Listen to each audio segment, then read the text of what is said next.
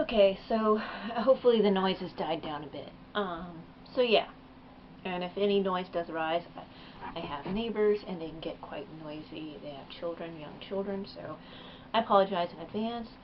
Another thing I would like to talk about today is the idea that, or the reality that, okay, my cat, that the reality of positive self-talk is an ongoing battle. So, especially those of us who have felt like we have been targeted in some ways, and anyone and everyone can relate to this in some way, but especially those who feel like they've undergone some mobbing or harassment at some level at some point in time, in some point in their life, may find it even harder to really stop that negative talk, especially if what was once, harassment or bullying led them down into a spiral of negative thinking, which we can do on our own. We don't need the help of others, but sometimes when we do go through these experiences of bullying and harassment, it can definitely exacerbate it and make you feel like there really is no hope, and that you can even go into a more paranoid state because you feel like you're being attacked. Unfortunately, that is a tactic, and unfortunately, there are some people out there who are really bad people. Now, not to say that everyone is doing that for some reason, just sometimes it happens. There's some ugly people, they have some kind of addiction, or they're into some kind of bad life choices that they've made, and they feel they need to drag you down for whatever reason.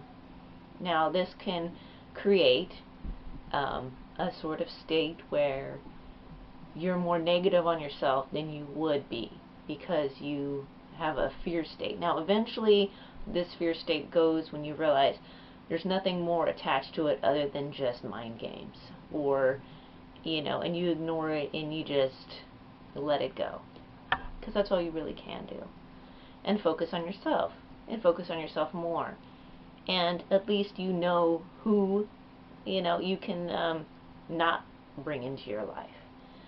Anyways,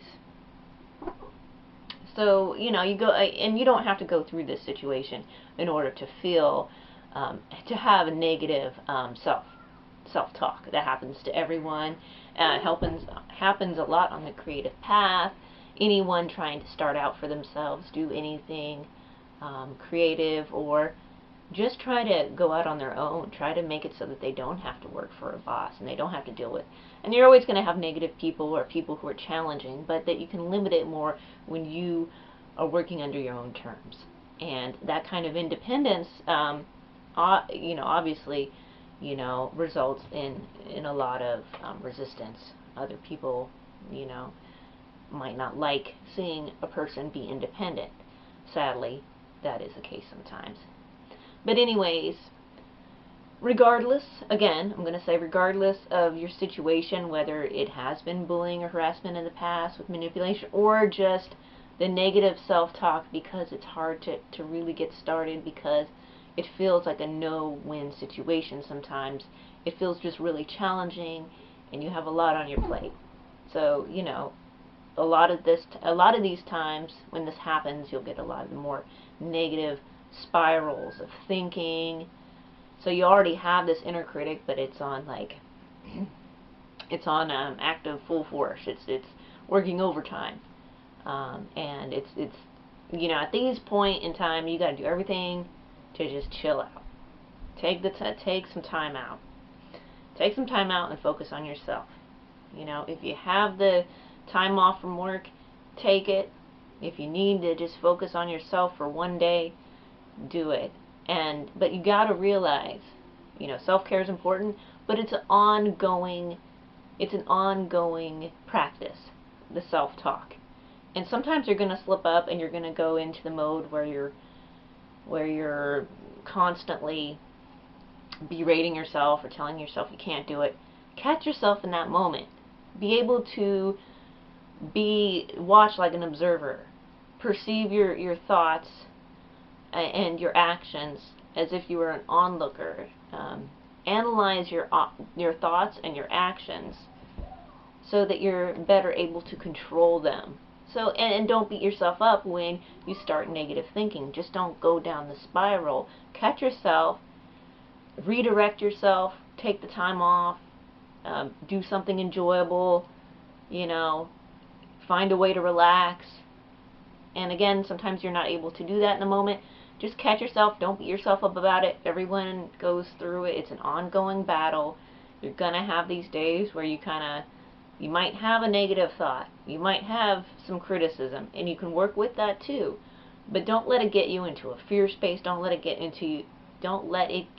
you into a state of inaction, complacency, not going forward, not moving forward. You know, again, we all need a break, but we don't want to be stagnant. And sometimes that self-doubt, that negative talk can lead to self-doubt, which will then create stagnant energy in your life where you're not getting things done because you don't feel that it's going to go anywhere. And this is when you really got to tap into who you are, what you like to do, and do it for yourself before you bring other people into the mix. It's very important to do things for yourself first to make sure that what you're doing is something that you want to do for yourself, and that you're not letting the opinions and criticisms of others get in the way of you doing what you want to do. Not to say that there can't be constructive criticisms when asked for or needed, but there are, you know the people who try to get people to feel bad about themselves and bad about what they're doing, just to feel better about themselves, or whatever, this unhealthy behavior that people engage in. It's just unhealthy. But don't beat yourself up when you catch yourself starting to engage in these negative thoughts. What's another word? Ruminating over things and just replaying them. Just catch yourself. Redirect with a good thought. Gratitude always works. Be thankful for what you do have. Treat yourself. Give yourself something. Do something for yourself. If not in the moment,